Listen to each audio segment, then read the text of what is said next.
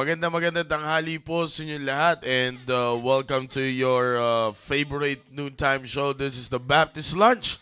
Good evening, good evening.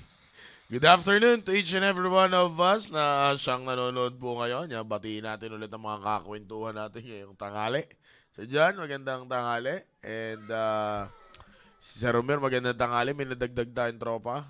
At Sir Vince, magandang tanghali sa'yo. At kikwentuhan kami ulit tatlo dito, mga kapatid. Inasa na sila. Yan, ito. Yan, magandang tanghali. Unang-una sa lahat, sa aking kaibigan, na magandang tanghali sa'yo, ang aking kaibigang Tiniente, si Tiniente Jiniel Maghanoy. Yan. Sir, magandang tanghali, sir. And kay Ma'am Helen Kapundan at kay Brother James Just There.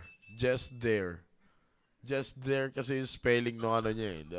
Si Brother James Kipid yan at si Ma'am Normie at si Sister Davy Quinones and ganun din si Brother Ruben Obidos the Baliman.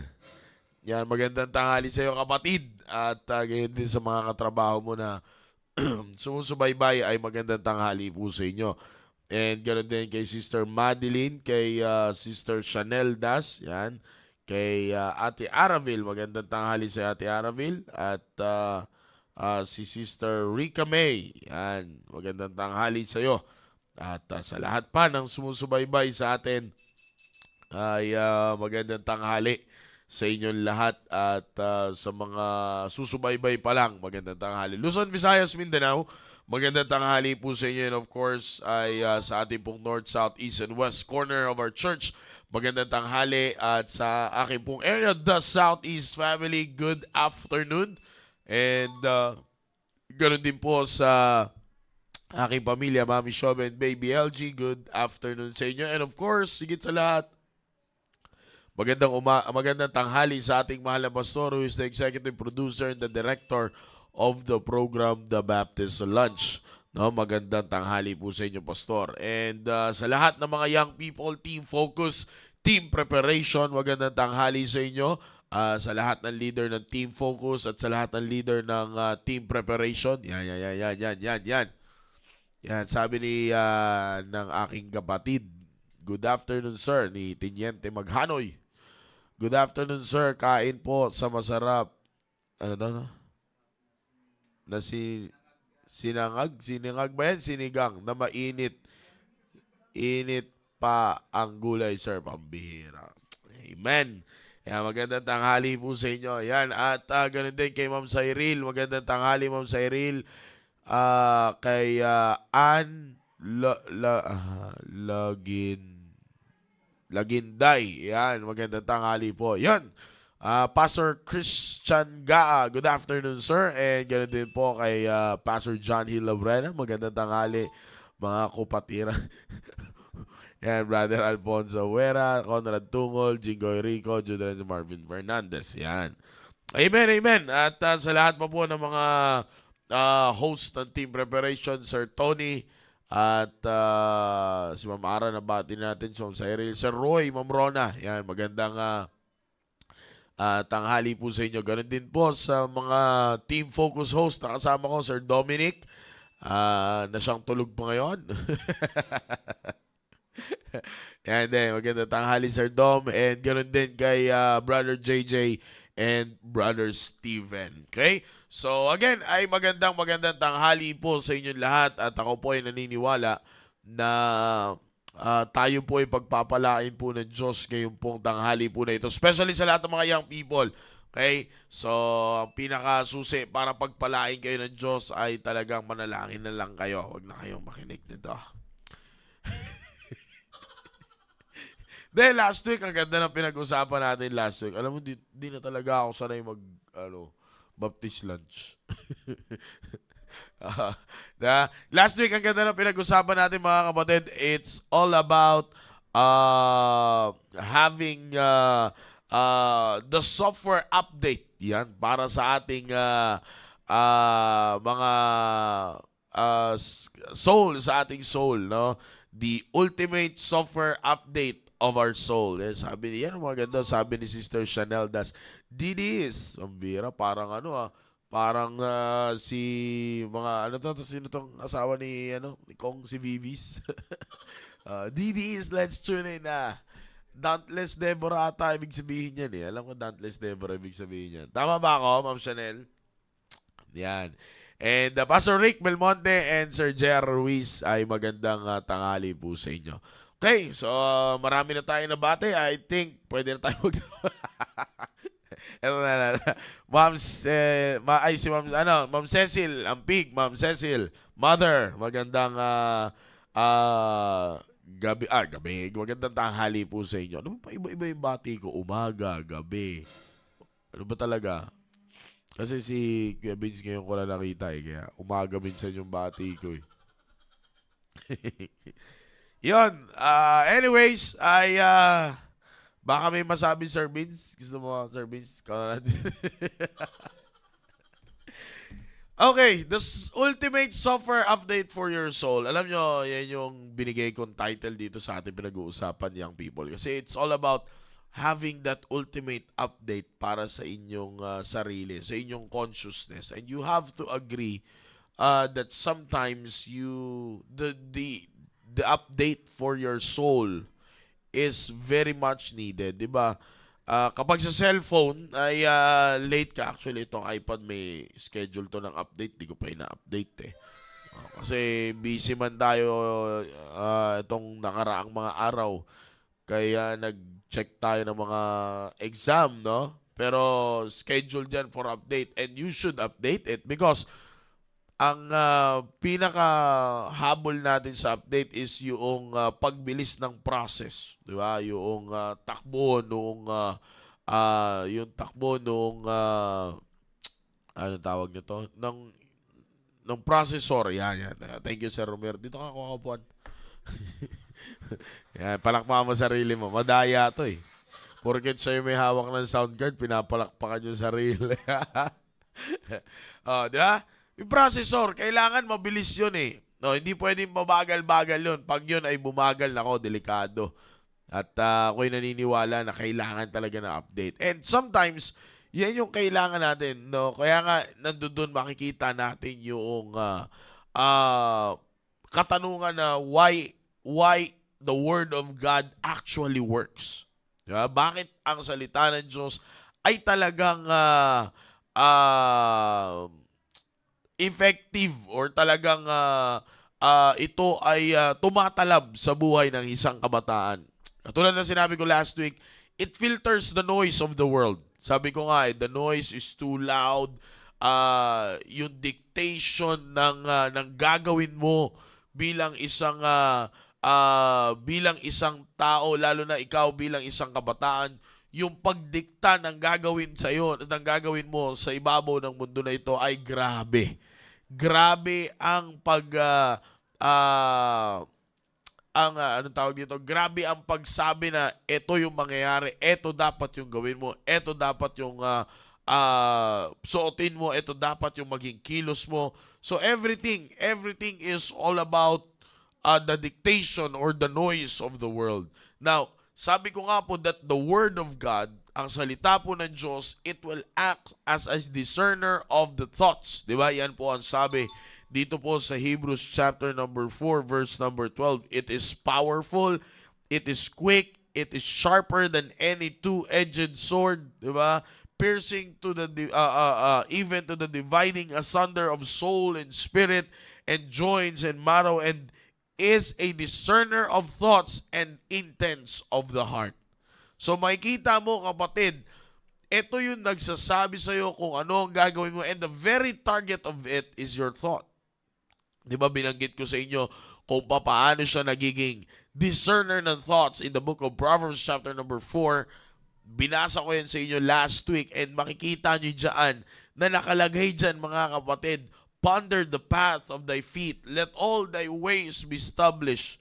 Diba? Nandoon lahat yon, mga kaibigan, na sinasabi ko po sa inyo. Kaya kayong mga young people, kung kayo ay naghahanap ng ultimate na talagang mag-filter, diba? Binigyan ko nga kayo ng halimbawa katulad last Sunday, no? Last Sunday, marami nag-message sa akin, especially kay Sir Noel Gumabay. Sinabi niya sa akin na ah, yung preaching ay medyo pag lumalakas ay nawawala kasi pinaliwanag ko yan. Pinaliwanag ko ang system ng ginagamit nating pang live streaming dahil naglagay sila ng isang built-in na filter na kung saan ay pag yun ay lumakas ay tinatanggal nila because pag ang sound ay lumakas na ng todo, hindi na sound ang nadidetect ng system, kundi ang nadidetect na ng system ay noise. So, lalabas na siya as noise, hindi na sound. Ang filter, ang sound filter, yan ay nagtatanggal ng background noise. It removes the noise around it. So, kaya nga, para pag ikaw ay nagsalita, ang purong maririnig is just the sound, not the noise. Kasi, isipin nyo, ang hirap naman pag ako ay nagsalita dito at sa paligid ko may maririnig kayong di ba? Di ba? Kaya nga, I don't know kung anong dating neto sa live, kung talaga bang purong boses lang yung naririnig o may naririnig ba kayong like husk of wind. Oh, di ba? I don't know. Pero the very purpose of the sound filter is for that kind of purpose. Matanggal ang background noise. Actually, ito, tawag dito ay filter din ito eh. Kaya meron pa minsan nilalagay dito yung tinatawag na pop filter na talagang screen lang yon, lahat talaga, even the breath, yung tipong pag gumanong ka, pag maganda-ganda ang filter ng sound mo at maganda yung mamahalin yung pop filter na tinatawag nila, hindi mo maririnig yun. Talagang ang mariretain sa'yo ay sound.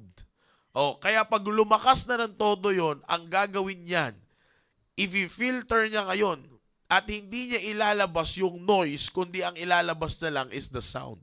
Kaya nga pag noise na yung narinig, wala ka nang maririnig bigla. Alam mo yan ang kagandahan sa salita ng Diyos. Sa buhay ninyo bilang isang kabataan, kung puro noise ang maririnig ninyo, walang mangyayari sa inyo. Yeah, we've been there. We've been in your situation. Sabi ko nga even the adults are subject to this topic. It so happened that Thursday is just for the young people. For the young people like Sir John, Sir Romer, and Sir Vince, and the BIG. Ganun lang. Pero, marami tayong sumusubaybay ngayon. Magandang tanghali po sa inyong lahat. Sir Marvin, Sir Ponching, at wala pa si Brother Jude. Dulog ba? Yan. Di ba? May kita mo, yung filter, katulad nito, iba ang sound, di ba? Mas maganda. Di ba? Pero, malaki ang tendency na lahat maririnig mo.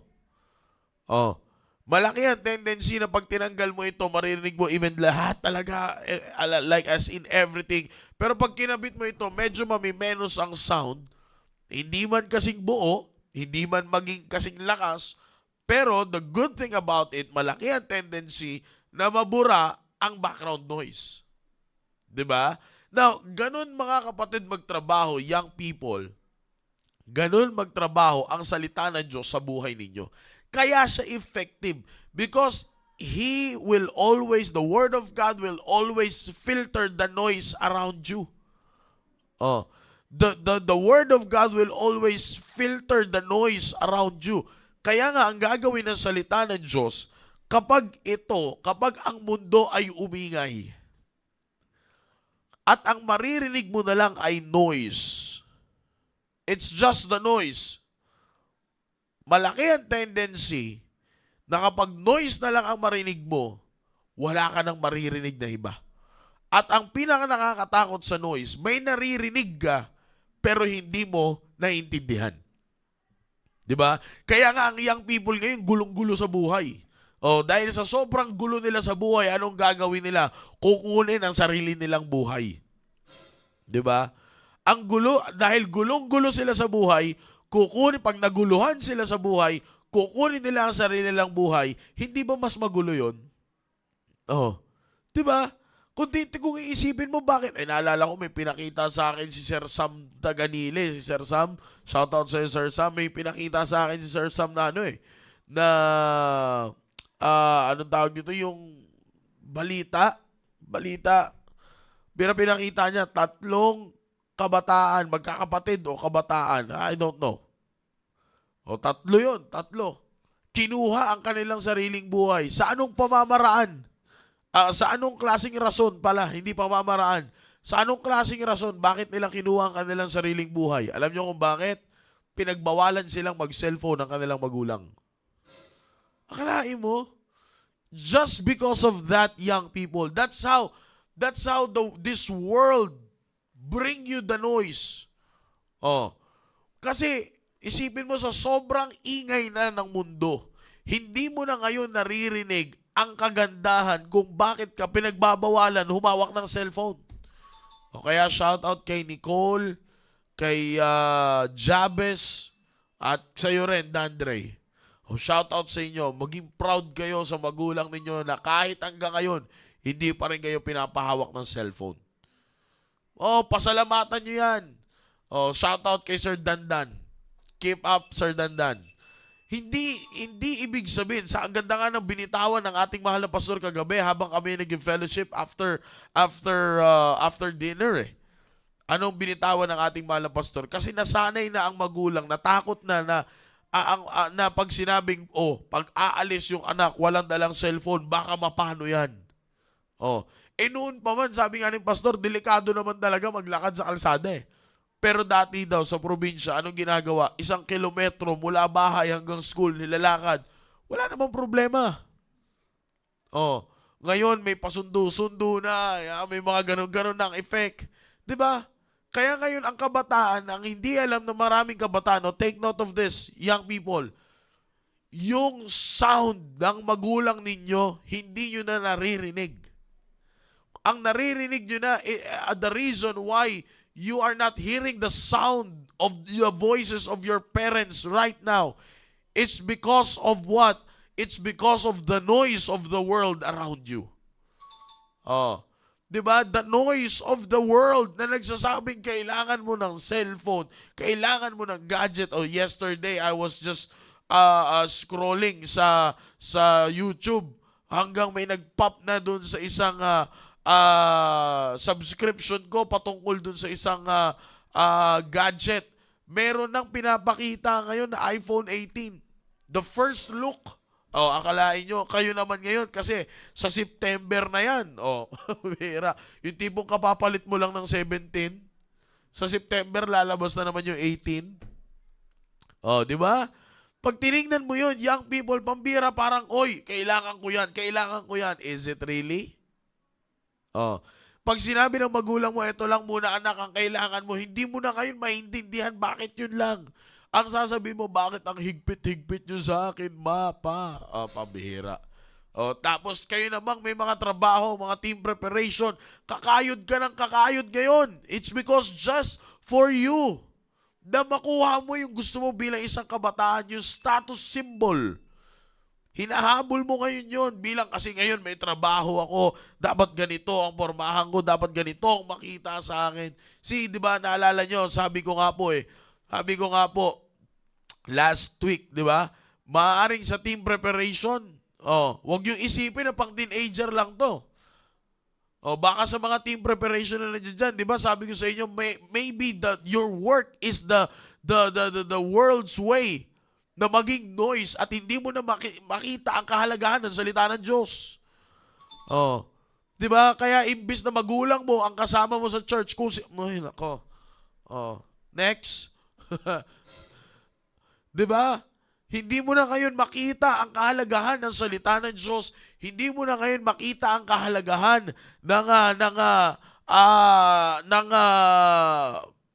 simbahan ng Diyos. Bakit? Ang nasa isip mo na ngayon, kailangan ko mag-overtime. Kasi ako ang breadwinner ng tahanan. Kailangan kong hindi pumasok sa ministry. It's because of this. It's because of that. Again, I'm not against working. Kailangan mo magtrabaho. Di ba? Yan ang tinuturo ng Biblia. Kailangan mo magtrabaho para ikaw ay may kainin. And that is very true. But it doesn't mean that you will listen to the noise of the world of your work for you to forget ng salita ng Diyos, ang salita ng Diyos. Di ba? Kaya nga, kailangan mong salita ng Diyos, mapa-teenager ka man, o mapa-young adults ka man, o mapa-team preparation ka man, it's because of the reason, it will bring the noise down, na pag ang noise ay lumakas, if i-filter yan ng salita ng Diyos to the point na tatanggalin niya yan, as in tahimik yan. Mapapansin niyo po yan sa live natin. Kapag ang ating mahal na pastor ay bumakbak na talaga, kapag siya ay naging dynamic, even sa special number, nangyayari po yan. Last week, nangyayari yan, Sir Romer. Ang nangyayari yan, pag nag-unison na kami, nawawala na yung sound kasi sobrang lakas na. Kasi nga, hindi na sound ang nadidetect. Ang nadidetect na ay noise. At kapag noise ang nadetect, malaki ang tendency na kapag yan ay sobrang lakas, baka masira yung speaker ng cellphone mo. Baka masira yung speaker ng gadget mo. Kaya it's a way of protecting the gadget. Hindi ibig sabihin nun, sira ang live stream. No. Ang ibig sabihin nun, pinoprotektahan lang ng system yung gadget mo. Bakit? Kasi hindi na sound yung lumalabas eh. Noise na. Isipin nyo yung trabaho ng salita ng Diyos, young people, sa buhay nyo. Kung walang salita ng Diyos na nag-filter ng noise, puro noise ang naririnig mo. Pag puro noise ang naririnig mo, malaki ang tendency na masira ang buhay mo. Diba? Now, that's how important the Bible is sa buhay ng isang kabataan. Kung bakit siya effective, it's because of that reason. Isipin mo, puro noise lang yan. Bang! Ganun yan. All throughout, ang lakas yan. Masisira to. Kung naka-headset ka pa, sira pati eardrum mo. Sira na ang cellphone mo, sira pa ang eardrum mo, sira pa ang buhay mo, lahat na lang sira. Oh. 'Di ba? Kaya ngayon, lagyan mo ng salita ng Diyos, and it is so effective that it will be a way for you to discern what is right. Bibigyan ka ng discretion ng salita ng Diyos, the ability to judge well, na pag nakita mo ito, alam mong ingay lang ng mundo yan. It is not good for me. Walang magandang maitutulong sa akin yan. Therefore, I will not listen to it. Bakit hindi mo na naisip yon? At bakit nakapag-isip ka na hindi ka na makikinig sa ganon at hindi mo na gagawin yung noise ng mundo? It's because you have the greatest filter of all, and that is the Word of God. Sasalain nito na ang tipo talagang maririnig mo lang is the sound of what the Bible is telling you. Yun ang kagandahan sa salita ng Diyos eh. Na kapag ito yung narinig mo, kapag ito yung nagsala ng sound, ang lalabas ay puro.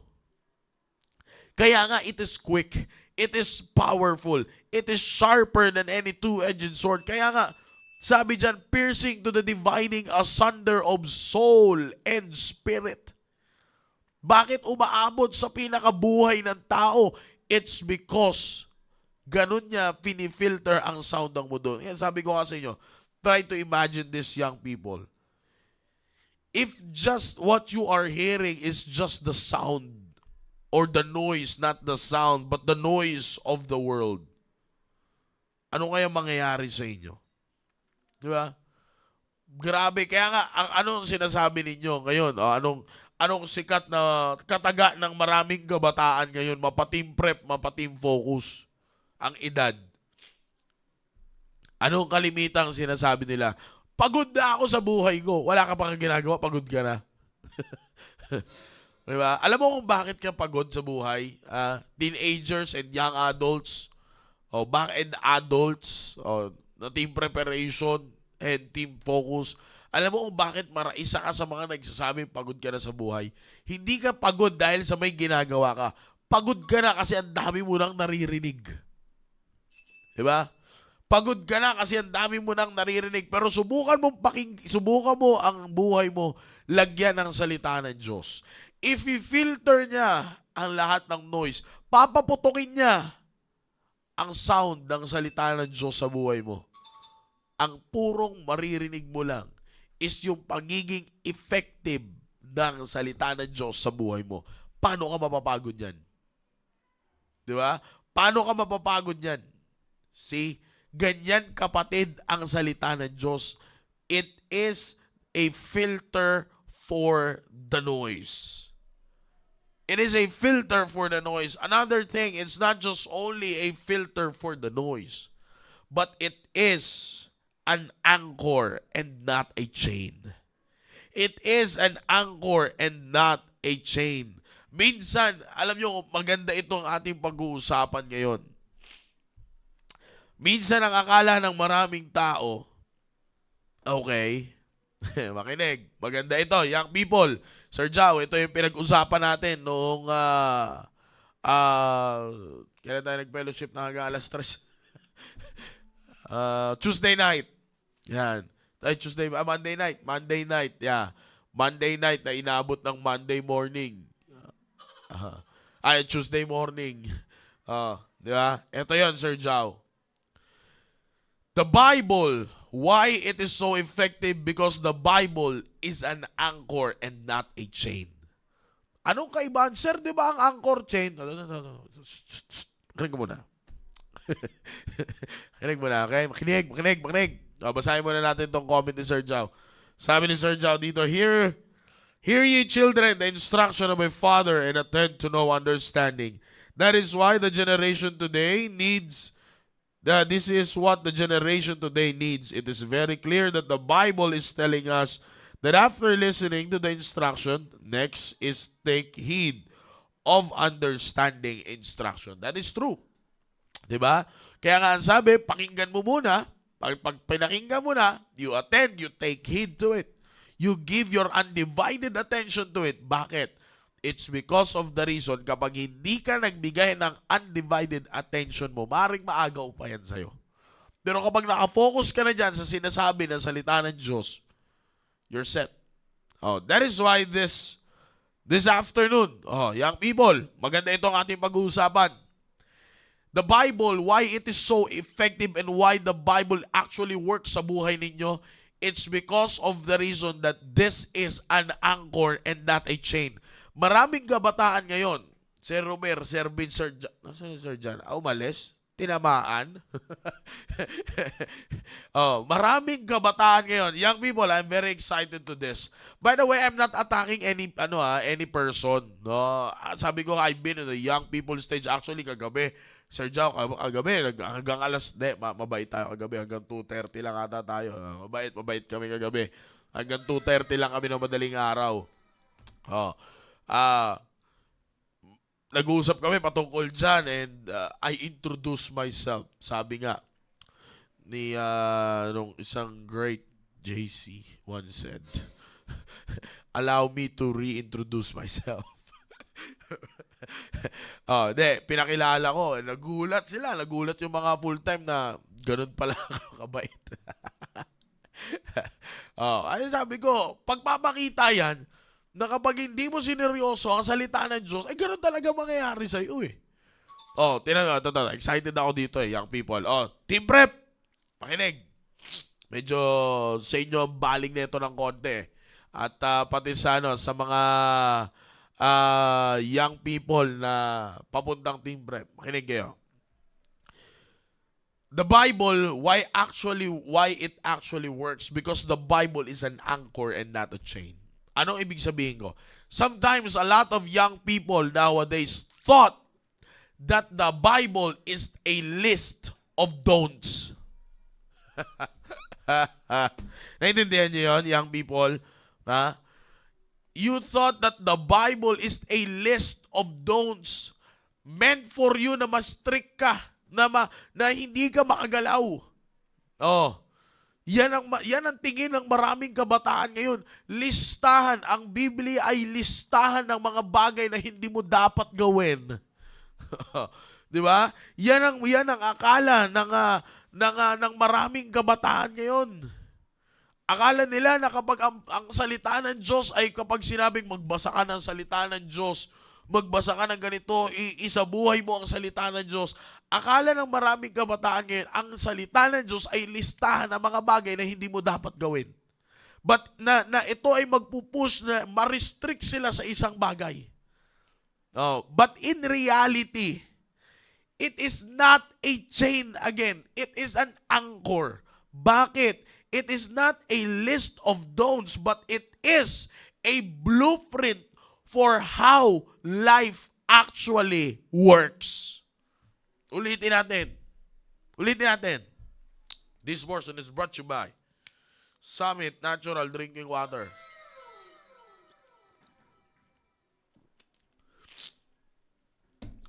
Ready? The Bible is not a list of don'ts that restricts you sa kung anong gagawin mo. No. Hindi ito listahan ng mga bagay na hindi mo dapat gawin. Ito ay blueprint kung paano mo papatakbuhin ang buhay mo. Nag-uusap kami kagabi ng mga full-time na lalaki patungkol sa soul liberty. The right interpretation of soul liberty. The right interpretation, soul liberty is meant for good, for you to be good. Hindi pag sinabing soul liberty, okay, pipili ka at may kalayaan kang pumili ng tama at mali. That is mali. Bakit ka ba pipili ng mali kung alam mong may tama? Kaya nga marami nagsasabing kabataan, kalayaan ko to, sir eh. Ito ang buhay ko. Buhay ko to. This is my life. It's my life. It's now. Wag na. Di ba? Yan yung mga sinisigaw ng maraming kabataan ngayon. Walang basagan ng trip, walang pakialamanan ng plano sa buhay.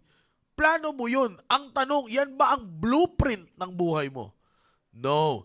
Young people, let me tell you once again that the Bible is not why the Bible actually works sa buhay ninyo bilang isang kabataan. Pastor Hill, magandang tanghali po. Because the Bible is an anchor and not a chain. It is an anchor. It doesn't hold you back. It keeps you from drifting into things that breaks your life. Yan ang anchor. Okay, kaibahan ng anchor and chain. Let me introduce to you the difference between the anchor and the chain. The anchor looks like a chain, but it is a lot different when it comes to implementing safety. Okay? Ang chain usually, okay, there are different kinds of chain. Okay, ngayon, ang chain ay hindi na lang yung solid na bakal na nakikita natin. Diba? Marami ng tawag dyan. The chain has a limit. Okay? Ang chain ay actually po, maaring yaan ay depende sa gamit, but the chain ay meron niyang specific strength, specific length, and a specific width. Okay? Yung haba, yung lapad, ay meron po yung specific po na ganyan. Bakit po?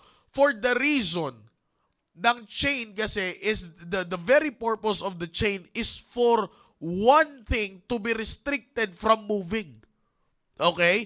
Kaya nga, pag meron kang kadena, okay, sa Tagalog yan ay tinatawag nating kadena, it restricts something from moving. Okay? Or it restricts something from one thing to move. Yan. Yan ang chain. Ma-strict. Hindi ka makakagalaw. Okay? Yan ang purpose ng kadena. Okay. Let's go to the anchor. What is the purpose of the anchor? The purpose of the anchor, okay? The purpose of the anchor is for you to still be moved. Kaya nga mapansin mo, ang barko, okay? Ang barko, kapag nag-drop siya ng port anchor na tinatawag, okay? Kapag nag-drop siya ng anchor, hindi ibig sabihin nun, hindi na makakagalaw ang barko. Lalo na kapag siya ay nasa dagat.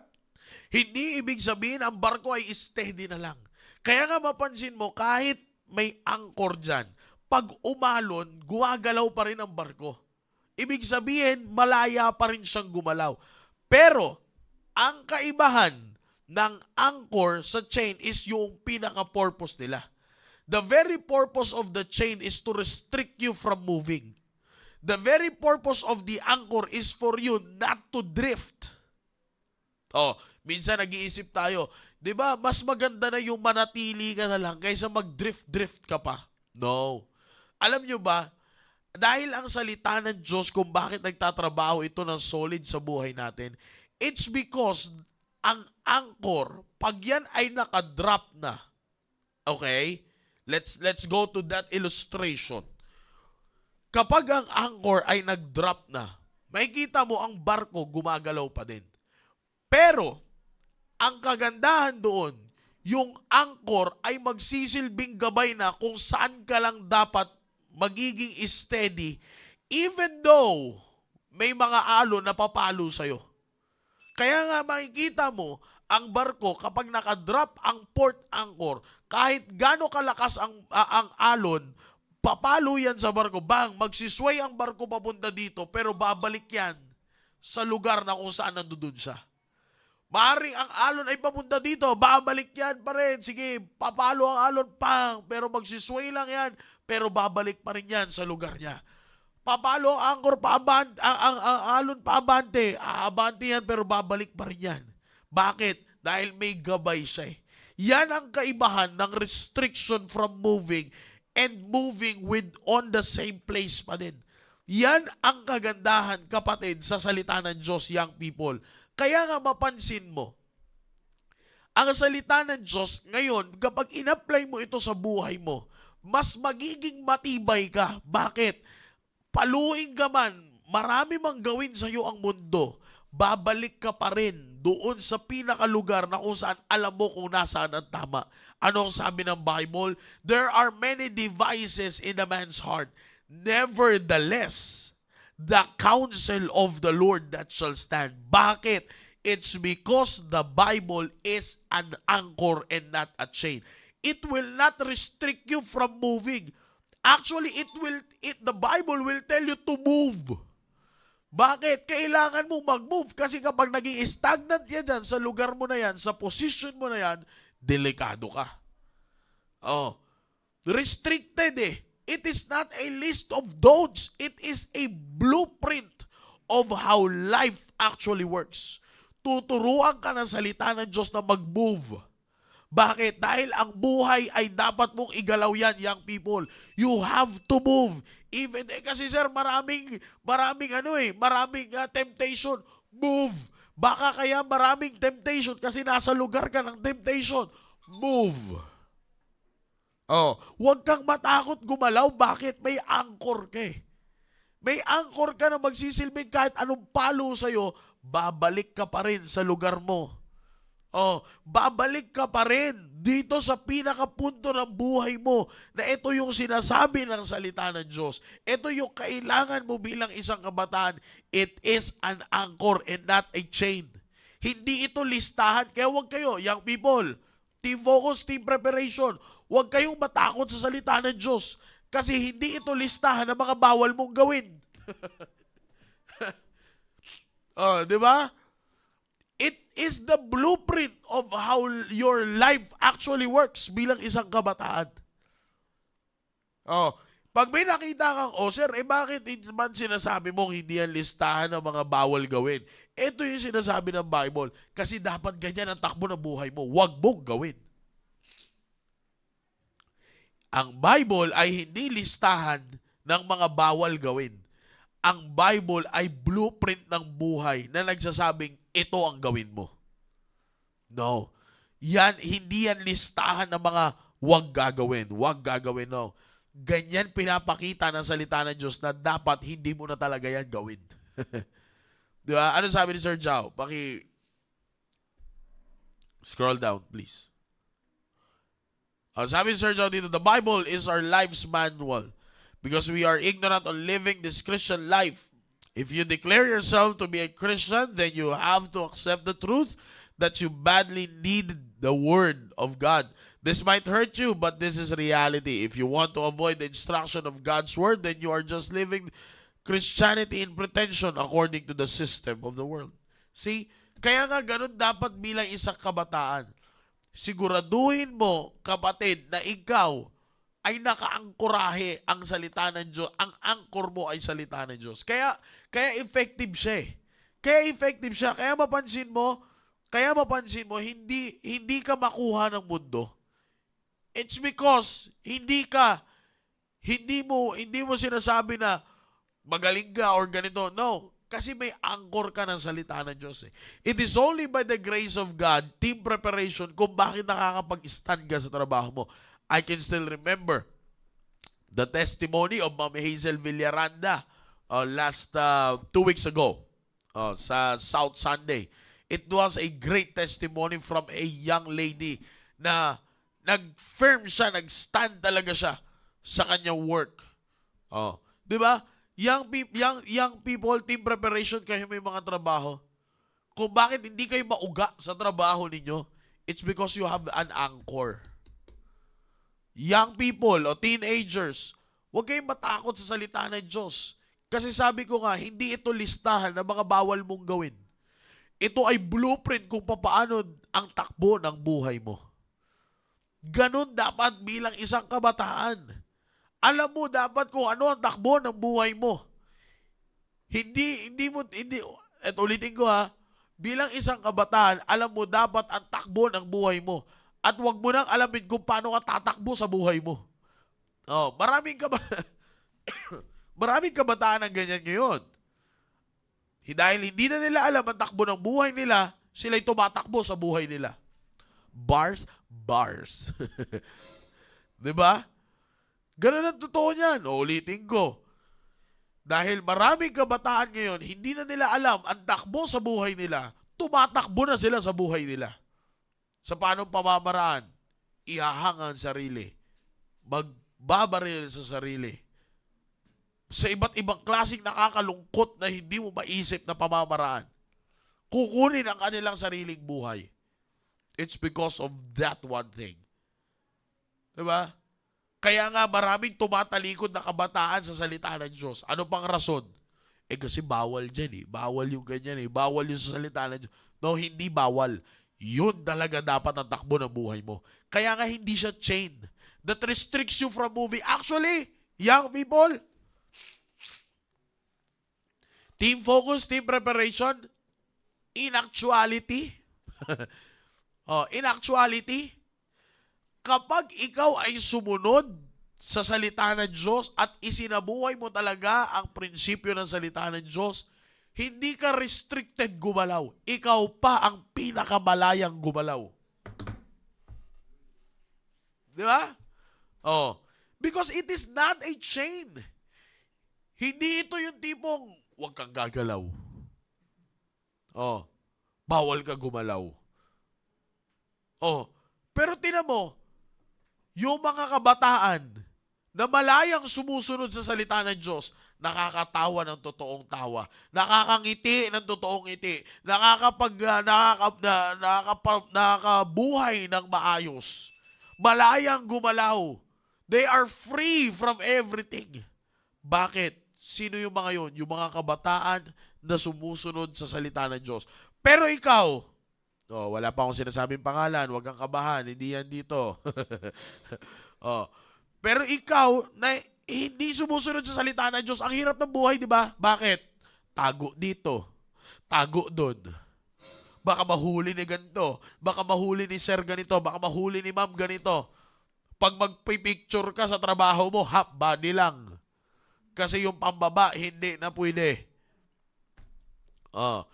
Magtatago ka ngayon sa picture. Ang picture mo laging mula baba lang hanggang taas. Hindi ka pwede magpicture ng pataas. Pag nagpicture kayo ng groupie, nakatago ka doon sa likod. Diba? Ang hirap. Bakit? Kasi baka makita ni pastor. Diba? Ang hirap kapag hindi ka sumusunod sa salita ng Diyos eh. Tago rito, tago dyan. Hanap ng butas doon sa kasama. Hanap ng butas dito. Bakit? Para pag nagkahulihan, laglagan na din. 'Di ba? Ganun ang utak ng isang kabataang hindi sumusunod sa salita ng Diyos. Bakit? Walang anchor eh. Because sabi ko nga, a lot of young people nowadays thought that the Bible is a chain and it is a list of don'ts. No. It is not a chain. It is not a list of thoughts. But it is a blueprint of how life actually works. Bakit? Because the Bible is an anchor and not a chain. Kapatid, ulitin ko. Kapag, sabi ng ating mahal na pastor, if you soak yourself in the Word of God, mas malaya kang gumalaw. Mas malaya kang gumalaw kaysa sa exclude mo ang sarili mo sa salita ng Diyos. Bakit? Kasi nga, pag ikaw ay sumunod na, alam mo ang takbo ng buhay mo eh. Pero tulad ng sinabi ko sa inyo mga kabataan, kapag hindi mo alam ang takbo ng buhay mo, tatakbuhan mo ang buhay mo. Di ba?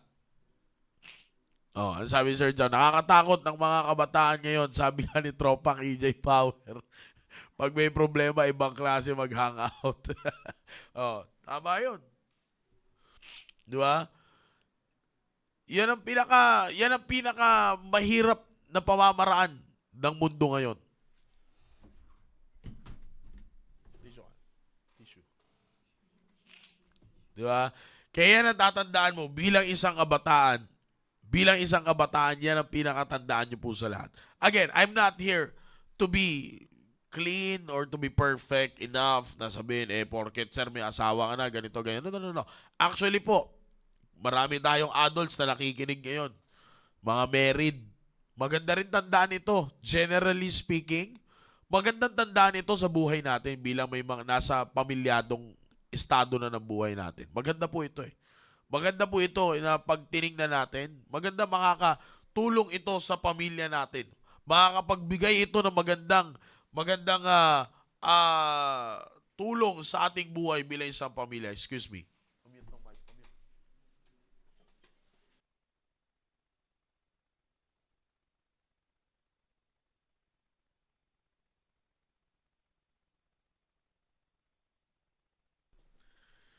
Maganda po ito tandaan bilang isang mahano. Pero sabi ko nga, young people, the very good thing about our program here in our church na sinet ng ating mahal na pastor. Sabi nga ng ating mahal na pastor kanina dun makinig tayo because this program will actually help us. And it is true. I've been in your situation. Sabi ko nga, the most dangerous young people in the world, I'm not only talking into one place, but in the world, is those young men and young lady na lumaki sa simbahan. Alam mo kung bakit? Huwag ka magalit sa akin kung laking simbahan ka. It's because of the reason we already know the system. Alam mo na yung sistema eh. Oh. Ito, I'm not attacking any person. Kasi, si Sir Tony kasi. Hindi. Si Sir Tony, maraming alam yan sa computer. Oh, minsan, not everything na system na makikita na pwede mong gamitin sa computer ay, anong tawag doon? Ay, may libre, di ba, Sir Tony? Oh, may tinatawag yan si Sir Tony na crack version na tinatawag. And it's free for you to use. Kasi, but if you want to really upgrade the system, you have to buy the system. But since that Sir Tony knows the system, pwedeng mangyari yan sa ganitong klaseng pamamaraan. Ganon si Sir Tony. Pero I'm not saying that it's bad. Pero sa buhay natin bilang isang kabataan, makinig kayo. Kaya ako sinasabi na ang pinakadelikado ay yung mga lumaki sa simbahan. It's because we already know the system. Alam mo na ito dapat yung harap, pero kaya mong italikod dyan na magmukha pa rin nakaharap. Ayos ba? Di ba? Alam mo namang ito dapat yung nakaharap eh. Pero dahil alam mong yung sistema, kaya mong italikod dyan na mukha pa rin nakaharap. Parang itong bote na to. Sino magsasabi na ito yung harap? Parehas naman yan. Tadaan! Pero sa hindi po nakakaalam, sa gilid yan, may nakalagay na isang word na magsasabing, ito yung dapat na nakaharap. Hindi nyo alam yun, oh. Check nyo yung bote ng summit. Harap kayo yung bote ng summit. Di ba? Ganyan kadelikado ang isang kabataang lumaki sa simbahan. Alam mong ito yung dapat na harap. Pero kaya mong pagmukain na ito yung nakaharap. It's because of the reason, mukha namang hindi yung harap eh. Kaya nga kailangan mo kabilang isang kabataan ng salita ng Diyos. Bakit? Because this will help you know what is actually and should be the front. And that is a life pleasing to God. I hope I've been a blessing sa inyo bilang isang host po ng The Baptist Lunch Young People. Again, the very purpose of this program is not to condemn any people, not to put anyone to shame. And we are here, I am here by the grace of God. It's not because of anything. It's not because of who I am. Kalimutan po natin lahat yan. Lahat po ito ay biyaya lang ng Panginoon. Kung bakit po ako nakakapagsalita ng ganito, it's because of the grace of God. I'm not here trying to be a perfect. Sabi ko nga, pare-parehas tayong kinorek ng salita ng Diyos sa mga kabataan. Galing po ako sa buhay ng isang kabataan. Kinorek din ako ng salita ng Diyos. Sabi nga ni Sir Joe kanina, masakit ang correction ng salita ng Diyos pero kailangan natin tanggapin. Bakit? Yan ang makakapagpatibay sa buhay natin. Next week, may maganda pa tayong pag-uusapan. Di pa tapos yung aking lesson. Okay? Maganda po ang ating pag-uusapan. Okay? Tapos na tayo sa it is a filter for the noise. It is an anchor and not a chain.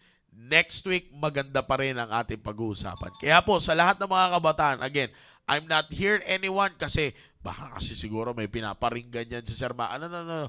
Pambata yung parinig na yan. No? Kaya kayo mga team preparation, no? Huwag iwasan nyo yung parinig. Oh, matatanda na kayo mga ate at kuya. Hindi na kayo mga teenager. Huwag na kayo magparinig. Ganun din sa mga team focus. Iwasan nyo na yung mapapost-post para paharinggan si ganito, paringgan si ganyan. Ang pinakamaganda, makinig tayo ng salita ng Diyos. Kaya nga yan ang pinag-uusapan natin bilang isang kabataan. The effectiveness of the Word of God. Kasi araw-araw mong bitbit. Maybe some of you, araw-araw mong binabasa ang salita ng Diyos. Well, don't get passive about it. Tingnan natin ang maigi kung paano nagiging effective ang salita ng Diyos sa buhay natin. Okay? So again, sa lahat ng mga kabataan dyan, team focus, team preparation. By the way, kung maaaring may mga taga-ibang simbahan po dyan na hindi naintindihan yung aking sinasabi na team focus and team preparation, hindi po ito ibig sabihin bawal kayong manood. No? Ito pong team focus ito po ay grupo ng mga teenagers dito po sa amin. The age is from actually dinamay lang namin yung 9 to 10, but it actually starts from 13 to 24 and non-working and 23 non-working. Yan, hanggang dyan po ang edad ng aming team focus. And for the team preparation, ito naman po yung mga edad na 24 na working hanggang sa wala ka pang asawa. So kung 50 years old ka na, wala ka pang asawa, team prep ka pa rin. Okay? So yan po yan mga kapatid. So yan po ay grupo dito sa The Baptist Church of Taguig. Kaya para po sa mga taga-ibang simbahan, kung kayo po ay kabataan, huwag po kayo mag-alala. You are very much welcome to listen to this program. Sabi nga ng ating mahal na pastor, this program is for everybody. Okay? Ang programa po na ito ay para sa lahat. Ito po ay para sa mga open po, lalo na ito as host of this program ng Thursday. Ang pinaka-director po natin dito, the director, the producer of this program is none other than Pastor Hil Laurena. Siya po ang nagsimula ng programa po na ito. Kaya sa opening, makikita nyo yung purpose ng Baptist Lunch. Diba? Sinimulan po ito ng pandemic. And right now, we're still here by the grace of God. Diba? Kaya para sa mga kabataan, open po ito. Kaya maaring masaktan kayo sapagkat maaring masaktan kayo at ang dating ay parang hinuhusgahan kayo. Huwag kayong mag-alala, hindi po yan ang hangarin namin. Kaya lang yan masakit at kaya lang parang personal ang dating yan, ganyan po talaga kapag salita ng Diyos ang pinag-uusapan. Pero kami po, hindi po kami dito Wala po kami hangarin dito na patamaan ng isang tao, sawatain ng isang tao. Ang ating kalaban dito ay ang mundo at ang kasalanan ng mundo na ito. Okay? Mahal natin ang tao, kaya tayo may gantong programa. Okay? Kaya para sa mga kabataan na nakinig sa akin ngayon, maaaring, makirot ng konti o masakit ng grabe. Maaaring parang sugat na binuhusan ng alkohol. Pero tandaan mo, sa dulo niyan, kapatid, ginhawa din yan. Okay? Kaya bilang isang galing sa kabataan din na kinorek ng salita ng Diyos, let's just be open for correction. Okay? So once again, maraming salamat po sa inyo lahat, sa lahat po na sumubaybay sa ating pong programa ngayong pong tanghali po na ito. Thank you very much for being with me this afternoon. And in behalf of our pastor, Pastor Gil Lorena, who is the executive producer and the director of the program, I am your host, Brother Maki, along with Sir John as our live streaming technician. Audio technician natin ay si Sir Romer and the cameraman natin ay si Sir Vince. Maraming salamat po sa inyo lahat. And sa lahat ng mga kabataan na sumubaybay po ngayon, lahat ng mga pastors, Pastor Jao, Pastor Rick, Pastor Christian Gaa, and sa lahat po ng sumubaybay po dyan na maraming kabataan, Father, Sir Marvin Fernandez, at sa iba pa pong mga tatay na nakasama ko po ngayon at sa mga nanay, maraming salamat po sa inyo lahat. Team Prep host, Sir Tony, Ma'am Araville, Ma'am Cyril, at Ma'am Rona, Sir Roy, and to all the leaders, nakita ko leaders ng isang leader lang ng Team Focus, Sir Steven. Yeah, thank you for being with us this afternoon. Again, Team Focus, I'll see you later sa ating Staying Alive. Sir Jinggoy, thank you for watching. And pakikamusta na lang po ako kay Pastor Dexter. Again, hanggang dito po muna tayo and I'll see you on the next episode of your favorite noontime show next week. Dito lang po yan sa The Baptist Studio, only here at The Baptist Lunch. Brother Maki here, once again, blessed and unstoppable. To God be the glory.